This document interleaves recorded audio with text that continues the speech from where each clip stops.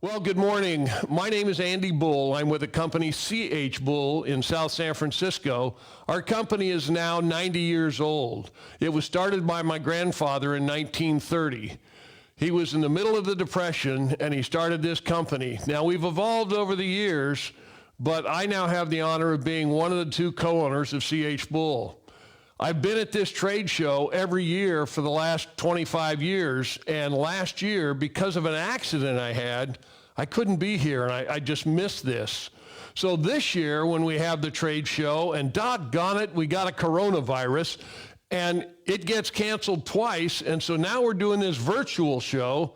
So I'm now doing a little virtual talk with you about what do you think of when I ask or say the word fall protection. I've got a feeling it might be different than what I'm talking about today. So what I would like to do is I've got a little PowerPoint here. We're going to walk through the PowerPoint. And when you hear the words fall protection, you probably have visions in your mind of things like this: harnesses, lanyards, people falling, people dying, guardrails, jobs where we're right next to the leading edge on a roof. People doing stupid things. You just can't fix stupid. A guy on a ladder, setting the ladder up over a scissor lift so he can get to a product. Fall protection, that's what we think about. In a boom lift, in a lift, on jobs like this, refineries, work. We think of anchor points. We think of body harnesses. We think of connectors. We think of deaccelerating devices. But in the past year, CH Bull has really taken this fall protection stuff to a whole new level because I had an accident. And we got to say, okay, what do you mean by that? And I said, well, I guess I'll show you. At CH Bull, we're taking this very seriously. As you can see, our secretaries are hooked up with a harness to their desk so that they can't, when they go to the filing cabinets, they got to hook up to a filing cabinet. That's what I'm talking. When we have visitors come, we say, please, it's important. Your safety is important to us. Please, please, don the proper fall protection equipment so you're here, and we don't want you to fall. When they're working with us at the counter, we set them up with fall protection so they don't fall. Our mechanics have to wear harnesses and lanyards when they're working. So we even take this seriously in the bathroom, and I know where your minds just went, but in the bathrooms, we have stickers on the windows or on the mirrors that say, when you look in the mirror, it says, you're looking at the person most responsible for your safety. Do you think about it that way, or is it the safety officer's job? You are the person that's most responsible for your safety. So am I being ridiculous saying these things, talking about these forgotten aspects of fall protection? The aspect of fall protection that literally has changed my life, changed the life of every member of my family, my 3 daughters, my wife, my 9 grandkids. It's affected the people in my office. What I'm talking about is the area of fall protection, but not from heights that we normally consider, but at same level falls, slips, trips, and falls while walking on the same surface.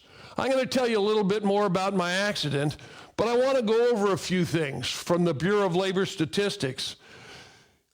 2017, there were 5,147 fatal accidents.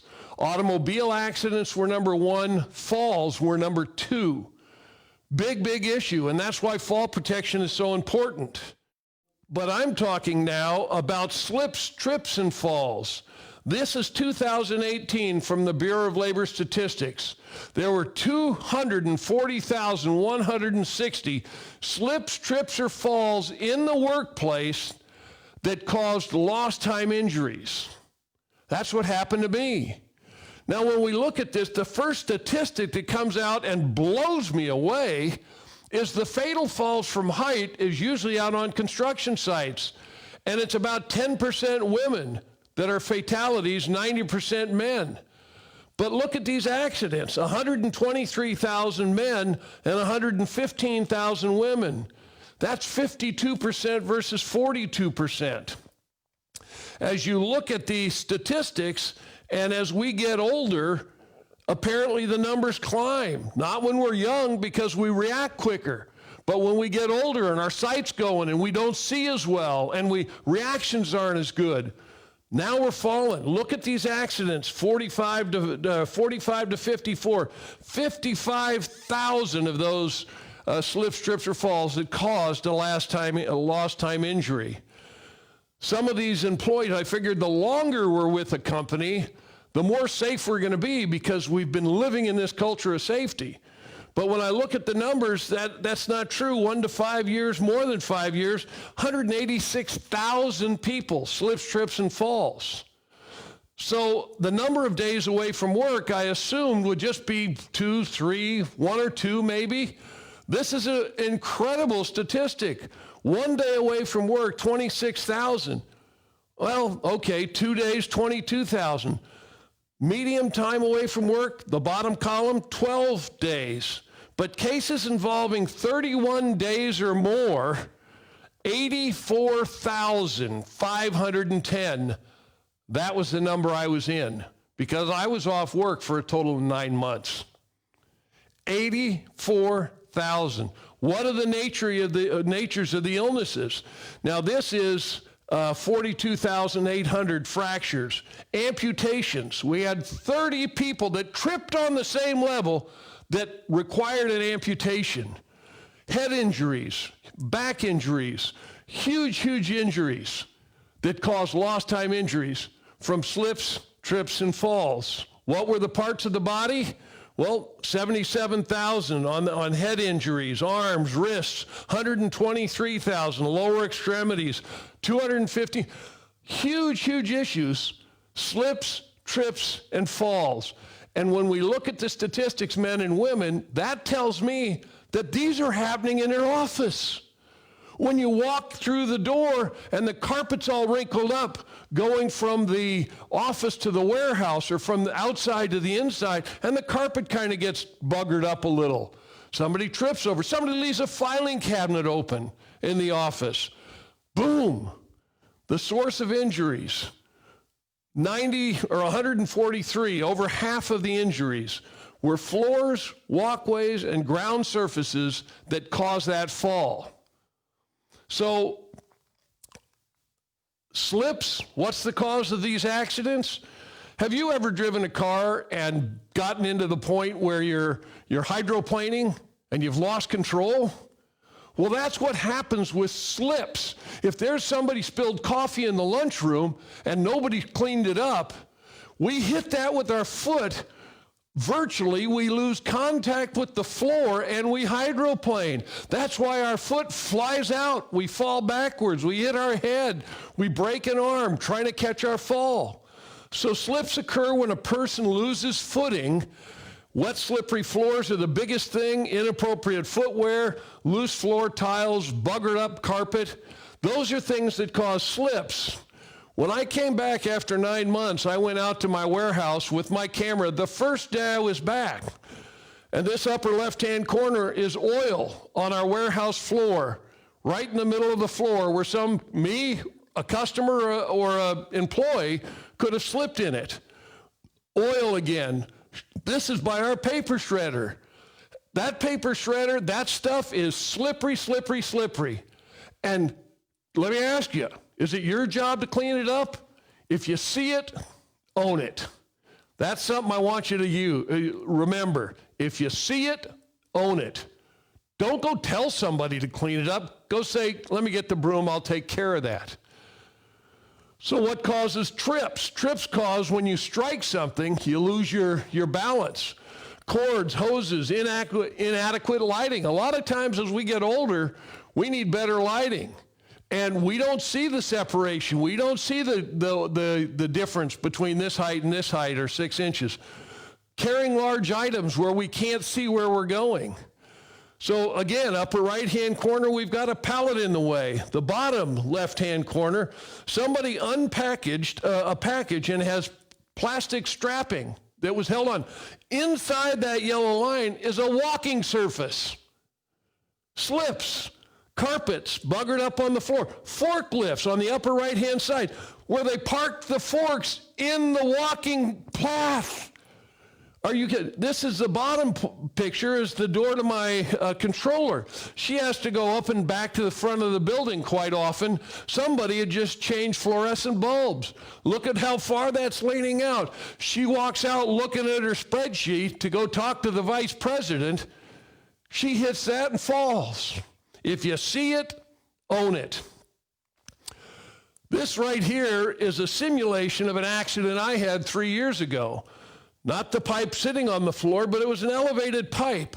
I was doing a job walk at IKEA in West Sacramento on the roof, and we're looking at a situation that's got a camera up 10 foot above the wall, and I'm walking along the walking path. I'm not paying attention. I'm looking ahead, not looking where I'm walking. My fault. This pipe was elevated. I didn't trip over it. My foot went underneath it, and I pivoted and fell down. I hit my face, I hit my shoulder, kind of looked like this. The poor safety guy said, "Oh my God, I'm so sorry." I said, "It's not your fault. I have to take responsibility. I'm the one walking." This was a trip. So we immediately addressed this and said, what can we do? Well, we could put a little step over this. We could put a little ramp over this. But we saw that obviously as an issue, so we said, let's fix it. We see it, let's own it. That's what they ended up doing, is putting the ramp over it. The result of my first injury was bruised egos, broken glasses, shoulder injury. Not that I tore my rotator cuff, but I severed my rotator cuff. I hit pretty hard. Hospitals, doctors, physical therapy, total costs exceeding $130,000, 8 weeks off work, and my next year's workman's comp costs are now going to go up if I weren't the owner in the company. If this was my salesman that did this, our X-mod would go up, our workman's comp costs go up. That means our overhead goes up because of a slip, a trip, or a fall. Stairways are another main reason for slips, trips, or falls, because we put stuff on the stairs instead of carrying up or down the stairs. We have stuff on the stairs, and we have to negotiate that.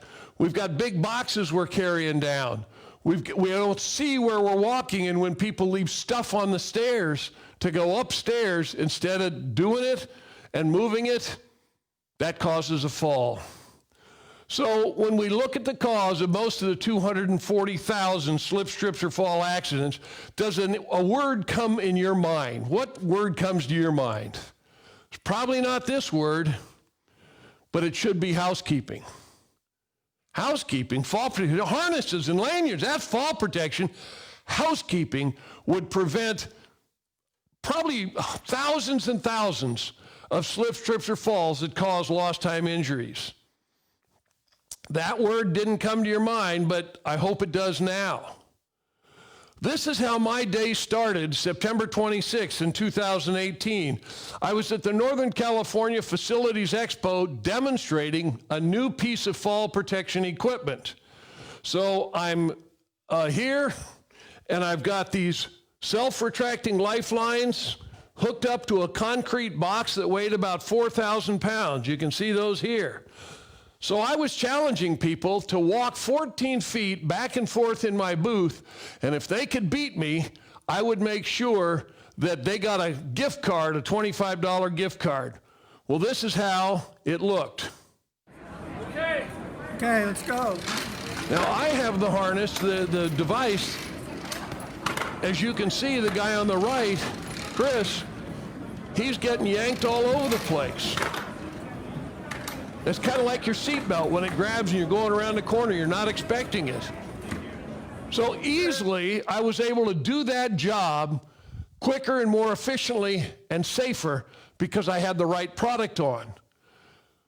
So I ended up doing a demo later that afternoon, and I had 8 or 10 guys around the outside of the guardrails, and they said, my guys came by and said, you got this new product. This is really cool. Can I see it? And I said, I'm wearing it. I'm walking back and forth just like you saw me do. Well, guess what? They said, that it looks like all of the other ones I've got. And I said, well, it isn't. I've got 4 products, A, B, C, and D. The guy said, hey, I use a lot of product D. I said, we do too. It's a great product. But this is product D's exact product, the same as product A, the one I'm demonstrating. So I put this product on, and as you saw Chris step over that box, he was getting yanked around. I hadn't put my weight forward, and I fell backwards and landed on my butt. I came within inches of hitting that 4,000-pound block of concrete. But I fell and was laying on the ground. My guys came running over and said, "Oh my gosh, are you okay?" The guys are all up along the guardrail going, "Are you okay? Are you okay?" And I roll over on the ground and I point up at them and I go, "And this is why you got to buy this product. Your guys are doing this."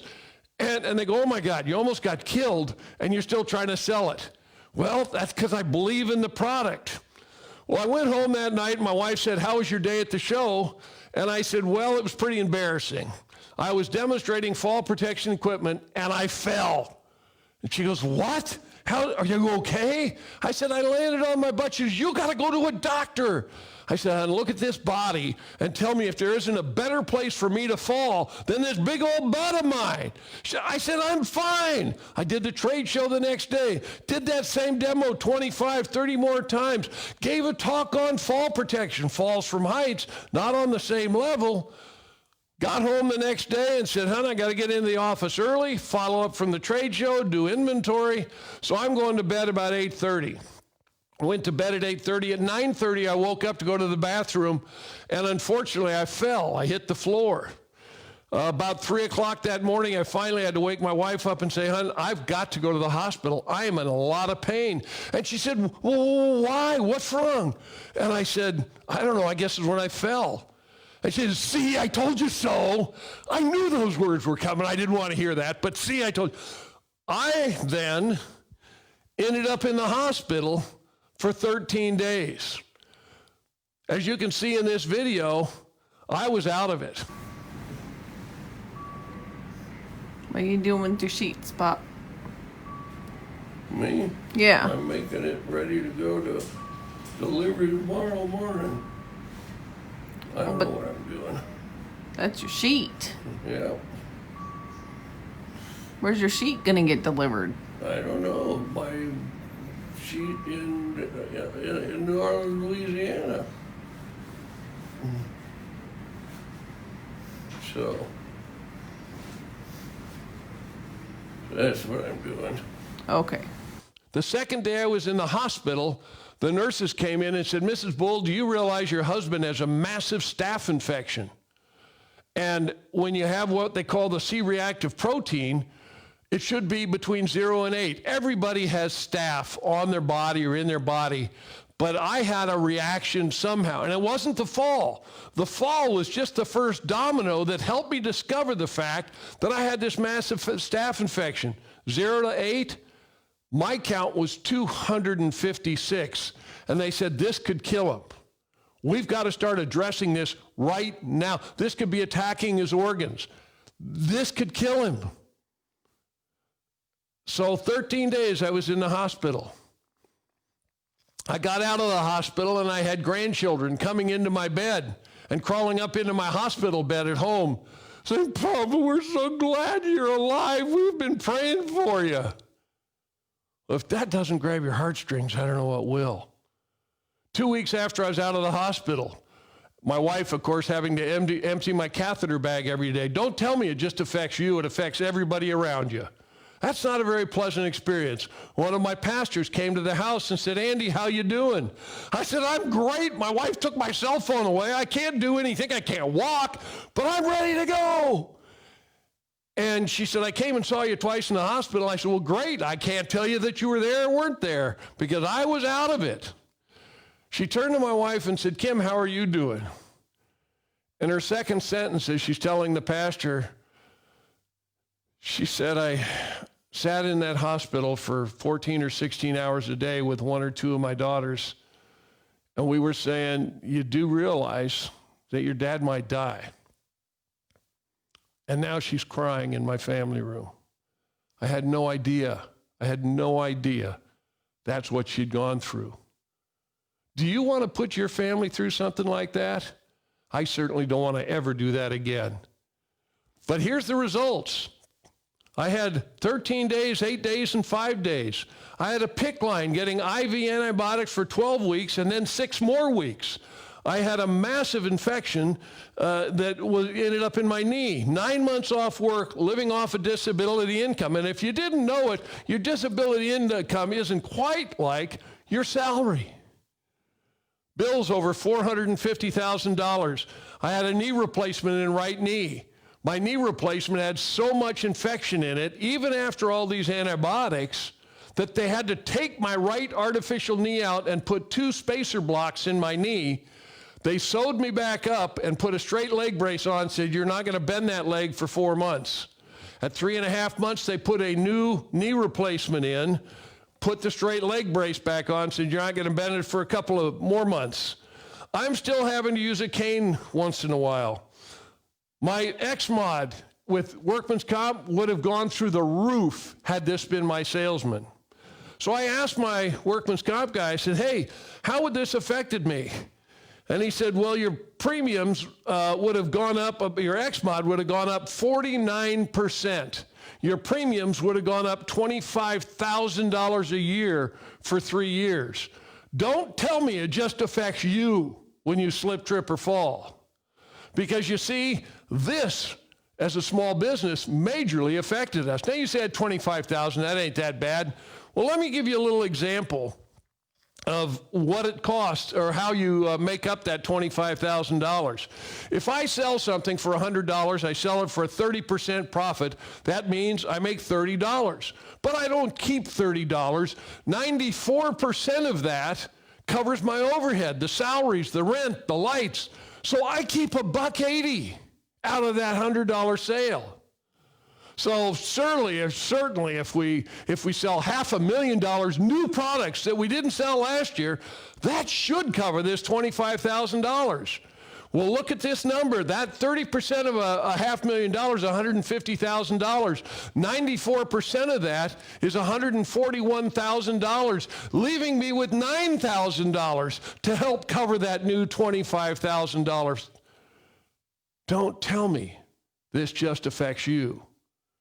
You see, if our ex-mod goes up and we're a contractor and the general says, yeah, we'd love to have you, but your ex-mod, your safety record is not very good, you're going to have to take another job.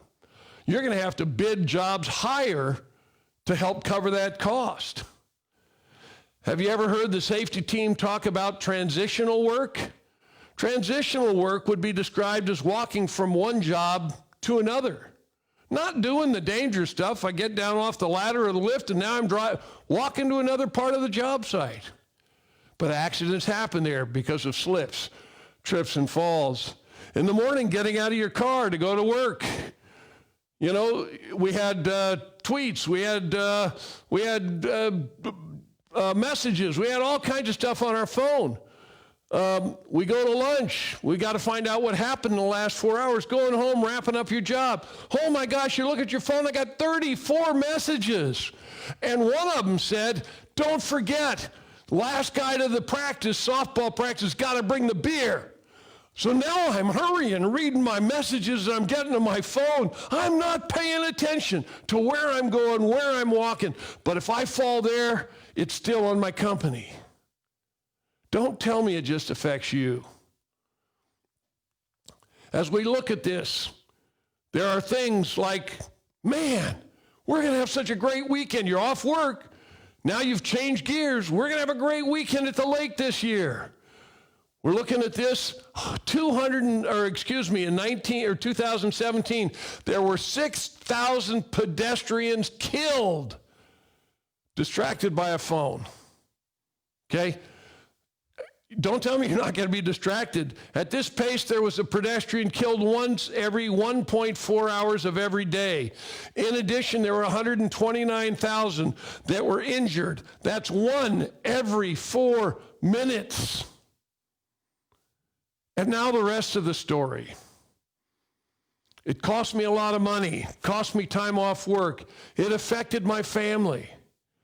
But here's the rest of the story. As I sat in bed, I realized my 2003 anniversary edition Harley Davidson sitting in my garage was not going to be something I'm going to write anymore because I don't want to put my family through what I've gone through. So this is the rest of the story. My beautiful 2003 anniversary edition Harley Davidson had to be sold. Why? Because I realized that I affected negatively my family, and I don't ever want to do that again. I don't know about you, but I think we'd like to change that. I'd like to share a poem as we end. A lot of my poetry is not very good. It comes from outhouse walls at the job sites. You know, here I sit all brokenhearted, or there once was a man from Nantucket. All these crazy poems we see. This is a poem that I'd like to share, and I share every time I talk about safety. It's a poem that's called I Could Have Saved a Life That Day. It says, I could have saved a life that day, but I chose to look the other way. It wasn't that I didn't care. I had the time and I was there. But I didn't want to seem a fool and argue over a safety rule. He knew I'd done the same before. If I spoke up, he might get sore. The changes didn't seem that bad. I'd done the same. He knew I had. So I shook my head and walked on by. He knew the risks as well as I. So he took a chance and I closed my eye. And with that act, I let him die. I could have saved a life that day, but I chose to look the other way. Now, every time I see his wife, I know I could have saved his life. That guilt is something I must bear. It's not something you need to share. So if you see a risk that others take to put their health or life at stake, the question asked, a thing to say is, could you help them live another day?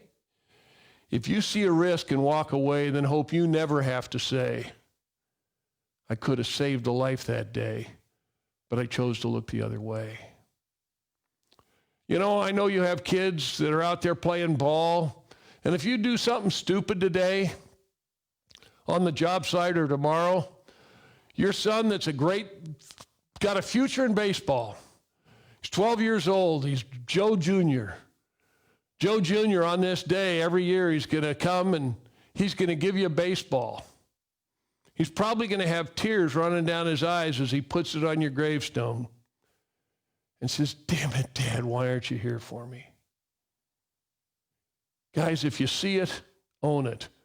Let's make a difference in our jobs. Let's make a difference in the life of other people.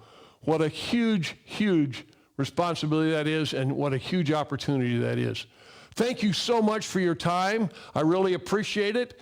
I'd like to say the first 10 people that would respond to seeing this, I would like to send you a little gift.